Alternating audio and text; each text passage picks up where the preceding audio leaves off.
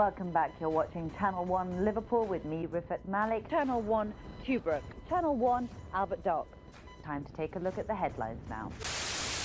Christopher Older was found dead.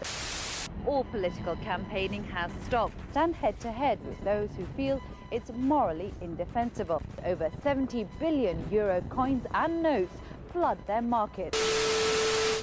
Hello and salam. Welcome to the Muslim Viewpoint, powered by American Muslim Today.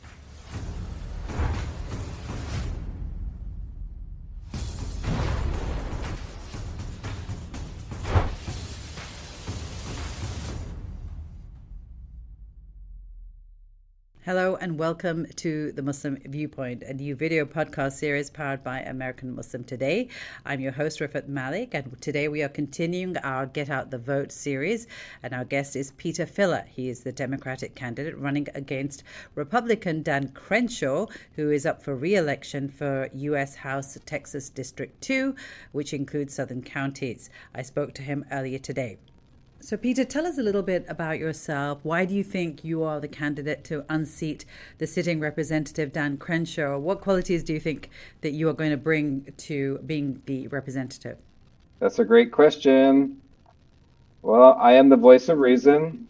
So that's one thing I've got going for me. I'm very reasonable. I'm a public servant. I've been working for years in my community doing just that, serving the community, as opposed to Dan Crenshaw. He's a self-servant. He serves the public. He doesn't serve the public interest. He serves special interests. So that's how I can differentiate myself. I'm out to serve the public and be a public servant up there in D.C. I mean, what groups in particular, what issues do you have with his with the way that he's been running his office over the last few years? Everything, honestly. I look at his appropriations, what he's brought home to here to Texas District 2, which is North Houston and southern Montgomery County, which is the Woodlands. If we look at any of the social issues, he doesn't have much concern because as a congressman, we have about 50 million per year that we bring home back to our district. But there's anything that anyone can really show for other than the special interest. He's got, I describe it like pipes and culverts and concrete, really. So there's nothing like any social program where the people who need the most help can get the most help. So that's a concern for me. That's why I decided to run. I would like to bring at least half of those appropriations to programs that actually help the people who need the most help. So that's one thing for sure that I know I can do better than what's currently being done. Mm-hmm. So I wanted to ask you, our platform, American Muslim Today, we serve a largely American Muslim audience, and there's a growing Muslim population in Dallas-Fort Worth and in Texas generally. I think it's probably the fifth largest Muslim community in America.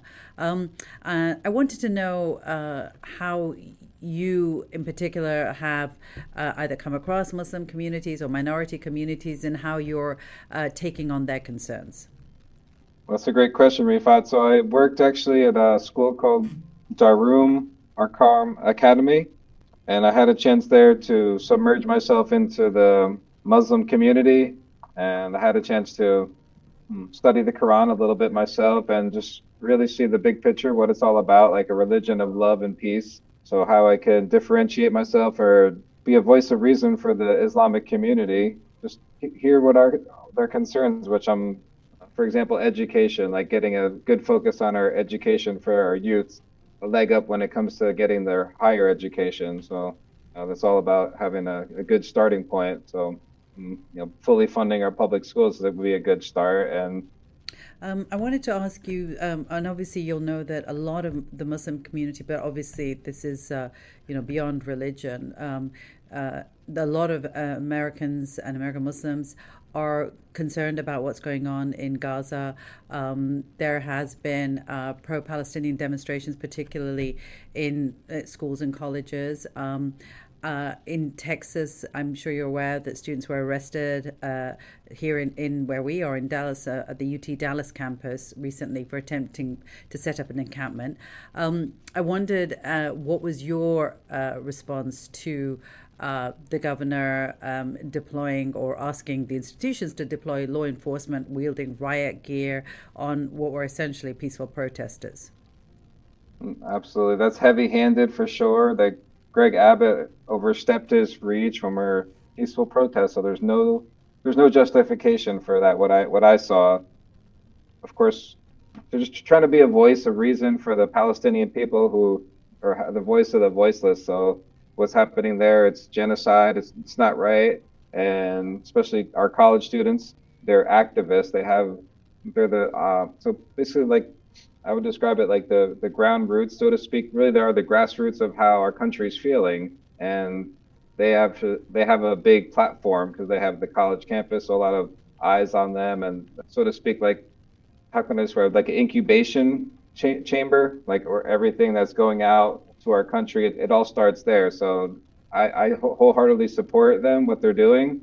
I don't think it's right to if it's a peaceful protest for them to be forced out. They're just uh, trying to get a message out there to our community and across the world that what's happening in Gaza is not right, and there's a lot of underlying factors there with Hamas and that's embedded as there that needs to be addressed.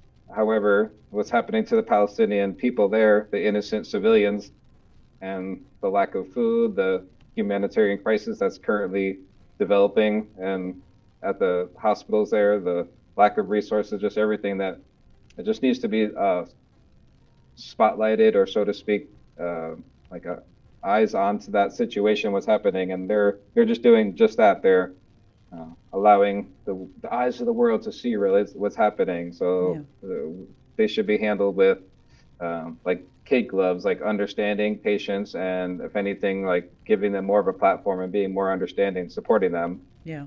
I wondered if you were supportive of the president's recent refusal to basically give any more arms that are going to Israel, particularly in its planned ground invasion, or I think it's already started it actually, in Rafah. Do you support the president's refusal to continue military aid? Although I don't think they've stopped completely giving military aid, but very particularly there was an arms shipment that they refused to give. So what did you think about that? It's a good start, but unfortunately, Rafat, I think it's just a little too little, too late. Like when Congress got behind, I think it was $60 billion more of aid to Israel with really no conditions and no ceasefire. I mean, it was just more like a political move, if anything. Just like how am I trying to? I'm trying to describe it as the needle in a haystack. So he really didn't. He kind of missed the mark when he already signed off on the 60 billion going there, and then that little 1 billion with some bombs. It just not enough. So if anything, it's gonna hurt him more than it's gonna help him. All this supporting Israel. I know we have a APAC, I believe it is. We have a lot of these NRA and APAC, a lot of these lobbyists in Washington D.C. that control the policy of the United States. What's happening here, and so it's just a drop in the bucket, but in my opinion, it was too little, too late, and too much harm was already done. Shouldn't have approved that 60 billion without like a ceasefire or some more getting Netanyahu just to stop the war. Yeah. I mean, and I think that 60 billion included Ukraine and other spending as well, but certainly a significant portion, I think, was going to Israel. I wanted to come back home. I wanted to get your, we discussed earlier minority communities, and you're obviously on the border with Mexico, and I wanted to get you, I wanted to get your opinion on immigration reform. Where do you stand on that? What can we do to improve immigration policy in this country? Well, that's it's a conundrum there as well. So for example, say on the Mexican border and Central American border, there's just a lot of problems, a lot of issues, a lot of concerns, and I would say it goes to the old adage of an ounce of prevention is worth a pound of cure. So personally, I think we just need to do more supporting those countries and having like a stay-at-home policy, or we could do more to support the people who are in their country to stay in their home countries. Mm-hmm. I don't like the idea of building border walls and then having like just terrible policies when people arrive here. I would say just like a diversion program, if anything. If say if it's Central America or Mexico, and they're signaling like big caravans coming up to North America, so we can divert those people. There's plenty of jobs in those countries, so in resorts or construction, we could just divert those people there with Amnesty International or just our own. We could just be down there with our foreign affairs committees, just doing something different than we're currently doing. Because I think without a plan, we're playing to fail. And in my opinion, that's what's happening right now. Okay. Just a final question for you. I know it's it's an emotive issue for all Americans.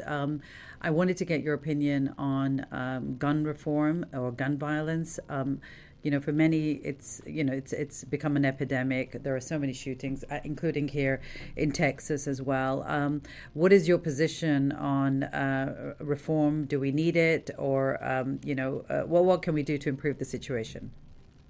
Yeah, 100%, Rafat. That's a great question, and it's a great concern. As you know, we have the lobbyists NRA, and anytime we hear of a big school shooting, there's always we have sympathy for the families and condolences, which of course we do, and it's very sad. But however, there's never any conclusion to it. There's never any reform to closing the loopholes that all these, other than arming teachers, which that's not a plan, and that's it's just a plan that's planned to fail. And you're a teacher as well. You're saying that as a teacher. Of course. Yeah.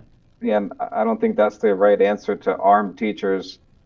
We need to get more guns off the street, gun buybacks, just not allowing those guns to end up in the wrong hands in the first place. I know there's waiting periods, different things where if it's a private seller, that there's a lot of loopholes. So that's what we need to close those loopholes. Don't allow guns to fall in the wrong hands and then they end up murdering innocent people. It's understandable. People want to arm themselves for self-protection in their own home, but once they leave outside their home, it just becomes a recipe for disaster. There's people shooting each other and harmless victims, like all the road rage incidents that we hear about, people flashing guns and shooting guns, drug deals that are going bad, that different, like say marijuana reform, that people are shooting each other up for drugs that are legal in, say, in different states. Like, so just a lot of different reforms can be done that I would love to be a voice of reason up there and actually a fighter, fighting for gun reform, fighting for cannabis reform, all these reforms that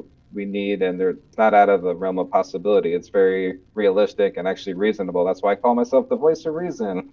So I can make it up there to DC and be reasonable and actually be very persuasive and convincing. Work on the committee, the Homeland Security Committee, be one I'd love to work on, pitching those types of reforms, the cannabis reform, the gun reform, and actually being very persuasive and getting a consensus up there in DC and actually getting things done, not just talk, but action. Thank you so much, Peter, for taking the time out to speak to our listeners and our viewers. We really appreciate it, and good luck with your candidacy.